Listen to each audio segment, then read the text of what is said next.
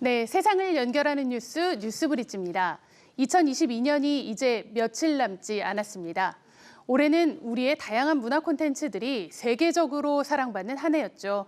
조희정 교수와 함께 2022년 문화계를 되돌아봅니다. 교수님 어서 오세요. 네, 안녕하세요.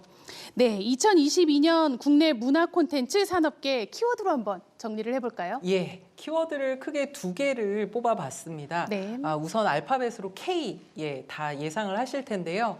그 2022년 우리 대중문화가 이른바 이 K 콘텐츠라는 브랜드로 이 세계 콘텐츠 시장에서 주류로 이제 우뚝 섰잖아요. 네, 그렇습니다. 그래서 뭐 넷플릭스의 오징어 게임, 이 한국 콘텐츠 최초로 미국 에미상 트로피를 그랬죠. 수상을 네. 했고요. 또 박찬욱 감독과 배우 송강호 씨가 칸 국제영화제에서 이렇게 전 세계인들의 주목을 받기도 했습니다. 또 한편으로는 K 드라마도 선전을 했는데요. 네. 넷플릭스에서 공개된 그 이상한 변호사 우영우, 저희 시간에도 한번 다룬 적이 네. 있었는데, 그리고 연모, 환혼, 그리고 재벌집 막내 아들. 이런 작품들이 OTT 콘텐츠 세계 순위 사이트가 있어요. 플릭스 페트롤이라는 곳인데 여기에서 상위권을 차지하면서 인기를 끌었습니다. 이 타임지에 따르면요. 넷플릭스를 이용하는 전 세계 시청자 10명 중에 무려 6명이나 한국 콘텐츠를 시청했고 영어 이외의 언어로 만들어진 그런 콘텐츠 가운데서 가장 인기 있는 프로그램 10개 중에 3개가 한국 작품이었습니다. 네. 전 세계 10명 중에 6명이 한국 콘텐츠를 봤다. 그만큼 우리 콘텐츠가 세계인들에게 익숙하고 그만큼 경쟁력이 있다. 이렇게 보입니다. 네. 영상 콘텐츠뿐 아니라요. 우리 K-팝, 네. K-웹툰 이야기도 많이 나왔어요. 예. 다양한 분야의 콘텐츠들이 정말 세계적으로 많은 인기를 끌었죠. 네, 정말 자긍심이 느껴지는데요. 그 그룹 BTS, 방탄소년단은 올해 아메리칸 뮤직 어워드에서 2개 부문에서 이제 상을 탔고 이렇게 되면서 이제 5년 연속 수상에 성공을 했습니다. 그리고 지난 그 6월 달에 발표를 했는데요. 선집 음반인 프루프에서 네. 미국 빌보드 메인 앨범 차트인 빌보드 200 정상에 이제 올랐고요. 네. 그리고 내년 2월에 이제 벌써 예약이 돼 있습니다. 제65회 그래미 어워즈에도 3년 연속으로 노미네이트 되면서 성과를 보이고 있습니다. 또 이 블랙핑크 그룹도 9월에 발표한 그런 앨범도요. 그 미국 빌보드 차트 같은 차트에 이제 1위에 올랐고요. 또 한국 가수로서는 4번째고 K-팝 걸그룹으로서는 국내 또 세계적으로 이제 최초 기록이라고 합니다. 네. 또 K-웹툰, 제가 만화 그렇죠. 콘텐츠 네. 스쿨이잖아요. 네이버 웹툰의 오리지널 웹툰인 이 로어 올림푸스라는 작품이 미국 윌 아이스너 어워드라는 그런 상에 베스트 웹 코믹 부문에 수상을 했습니다. 세로 스크롤로 이렇게 올려서 감상하는 이런 웹툰 장르 수상은 이번이 처음입니다. 또 영국의 이코노미스트 같은 경우에는 이제 뭐라고 평을 했냐면요. 이 K-웹툰이 글로벌 시장을 휩쓸면서 상대적으로 그 일본이 원래 되게 만화 산업의 강세를 보였는데 이런 부분들이 좀 상대적으로 쇠락하고 있다라고 분석하기도 했는데요. 디지털 시대에 맞춰서 등장한 K-웹툰이 그만큼 영향력을 발휘하고 있다. 이런 뜻으로 이제 해석해 볼 수 있을 것 같습니다. 네, 우리 콘텐츠의 힘이 어디까지 뻗어나갈 수 있을지 네. 또 기대가 됩니다. 네. 우리 문화체육관광부와 한국콘텐츠진흥원이 올해 상반기 콘텐츠 산업 동향을 발표했는데요. 예. 대부분 분야에서 작년 같은 기간과 대비했을 때 매출과 수출이 상당히 증가했다고 나왔습니다. 예, 맞습니다. 그 올해 상반기 콘텐츠 산업 수출액이 지난해 상반기 대비해서 0.5% 증가했다고 해요. 네. 그래서 약 54억 9천만 달러. 그러니까 우리 돈으로는 약 7조 2천억 원 정도로 조사가 됐다고 합니다. 이 내용을 보면요. 영화가 51.8%로 제일 높았고 네. 그리고 만화가 27.9%, 음악이 26.2%, 그리고 광고 이런 순으로 이제 수출이 큰 폭으로 증가를 했습니다.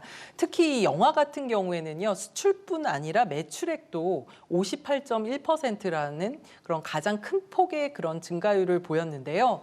코로나19로 좀 큰 어려움을 영화계가 겪었는데 이제 좀 회복세로 돌아서기를 좀 기대해 보는 그런 그렇겠네요. 대목입니다. 네. 예, 또 눈에 띄는 거는 이 전체 콘텐츠 산업의 수출액의 66.5%를 차지하는 분야인데 바로 게임입니다. 네. 2021년에는 BTS의 14배, 미나리의 영화 미나리의 219배의 수출 성과를 거둔 분야가 바로 게임이었다고 해요. 그래서 올해 상반기만 보면은 전년 동기 대비해서 약 1% 정도 수출이 감소했습니다. 이제 코로나가 좀 회복세로 돌아서면서 이런 부분이 좀 감소하긴 했지만 그래도 K 콘텐츠 수출에 있어서는 아주 빼놓을 수 없는 그런 주역이라고 볼 수 있을 것 같습니다. 네, 이제는 뭐 문화 경쟁력이 정말 산업 경쟁력인 네, 그런 네. 시대가 됐죠. 예, 맞습니다. 그래서겠죠. 정부가 내년 콘텐츠 산업 지원 의지를 또 야심차게 밝혔습니다. 예, 맞습니다. 그 2023년도 문체부 예산안이 전체 합쳐서 6조 7,408억 원이에요. 그렇게 네. 편성이 됐는데 이 가운데에서 콘텐츠 분야 예산이 1조 1,738억 원, 그러니까 17.4% 정도에 달합니다. 그러니까 K-팝, 게임, 영화, 웹툰, 드라마 이런 이제 콘텐츠들을 집중 육성하는데 쓰겠다 이렇게 이제 발표를 해서 또 기대가 됩니다.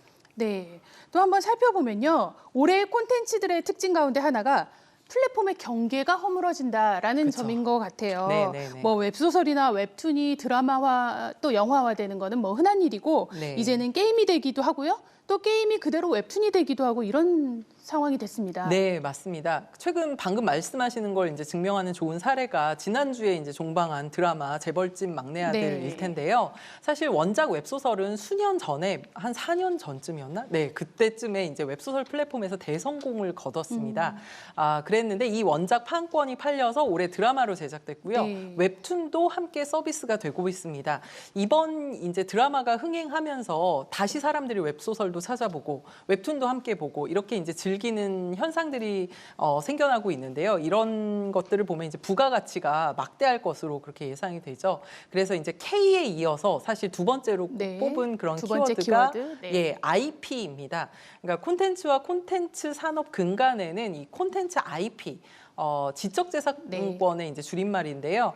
지적재산권, 콘텐츠 IP가 있습니다. 이거는 이제 이야기로서 가치를 지닌 정보재라고 이해를 하시면 될 것 같아요. 예컨대 올해 최근 몇 년 동안의 웹소설과 웹툰이 콘텐츠 IP로서 가치를 인정받아 오고 있습니다. 이른바 원천 스토리 정도로 이제 이해를 하시면 될 것 같아요. 일단은 이제 서사 구조가 굉장히 탄탄하잖아요. 그래서 다양한 이런 콘텐츠 전환이 가능하고 또 제작 단가도 어떻게 보면 영화나 드라마 같은 이런 영상화보다는 훨씬 더 경제적입니다. 그리고 대중과의 이런 커뮤니케이션이 굉장히 즉각적이고 활발해서 이 대중들의 반응을 레거시 미디어에 비해서 훨씬 빠르게 캐치할 수 있지 않나 싶습니다. 특히 이 글로벌 유통이 가능한 OTT를 기반으로 콘텐츠 시장이 급성장하면서 이 콘텐츠 IP의 중요성에 주목하고 있습니다.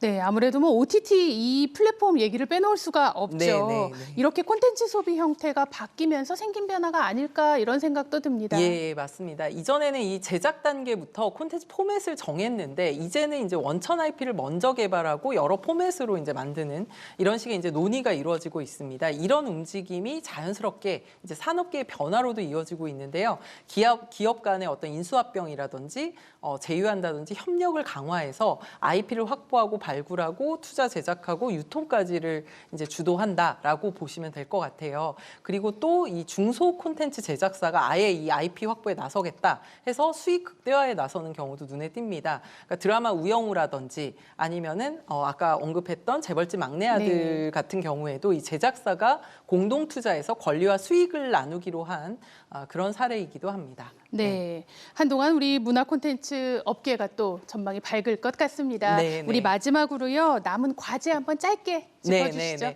같은 학교 교수님 말이 기억에 남는데요. 가장 무서운 게 중국 시장하고 AI라는 네. 말씀을 하시더라고요. 그러니까 창작에 있어서 이른바 이제 물량 공세 아니면 자본 공세가 가능하지 않은 영역이 그럼 무엇인가? 네. 이런 부분에 대해서 좀 진지하게 생각해 볼 필요가 있지 않나 싶습니다.